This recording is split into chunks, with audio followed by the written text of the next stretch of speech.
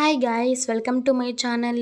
ఈరోజు నేను మీకు టేస్టీగా ఉగాది స్పెషల్ బొబ్బట్లు ఎలా చేసుకోవాలో చూపిపోతున్నాను.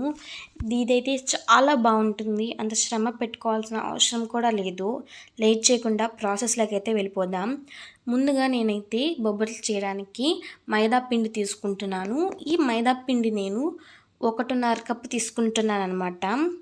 నేను 1.5 కప్పు మైదా పిండిని తీసుకొని ఇదంతా మనం మంచిగా కలుపుకుంటున్నాము. ఇదంతా మనం మంచిగా కలుపుకోవాలన్నమాట. అప్పుడే మనకి పిండి స్మూత్గా వస్తుంది. దీంట్లోకి నేను నెయ్యి యాడ్ చేసుకుంటూ కలుపుకుంటున్నాను.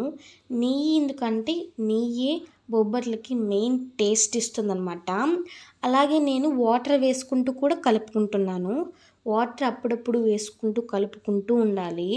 ఎక్కువ వేసేస్తే మనకి మరీ జారుగా వచ్చేస్తుంది. మనం ఎక్కువ వేయకూడదు, తక్కువ వేయకూడదు. అలాగే నేను ఇక్కడ నెయ్యి కూడా అప్పుడప్పుడు వేస్తూ ఉండాలి. ఎందుకంటే నెయ్యి కూడా టేస్ట్ ఇస్తుంది కాబట్టి. చూసారా, నేను ఇప్పుడు నెయ్యి వేసుకుంటున్నాను. నెయ్యి వేసుకొని నీళ్ళు వేసుకొని మంచిగా మనం కలుపుకున్న తర్వాత మనకి మైదా పిండి టెక్స్చర్ అనేది ఇలా వస్తుంది. అంతా పిండి అంతా మనకి దగ్గరగా వస్తుంది. మీరు చూడొచ్చు, స్మూత్గా వచ్చేసింది.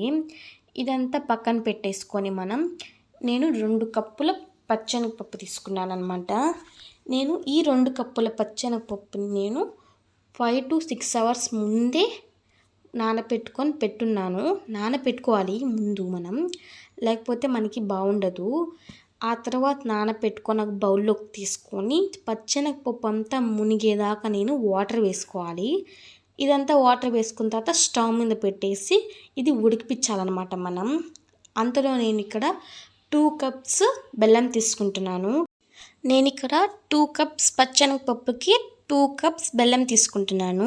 మీరు చూసుకున్నట్లయితే మనకి ఈ పచ్చెనగపప్పు అనేది మంచిగా ఉడికిపోయింది. మనం ఏళ్ళ మధ్యలో పెట్టి ప్రెస్ చేస్తే ఉడికిందా లేదా అని తెలిసిపోతుంది.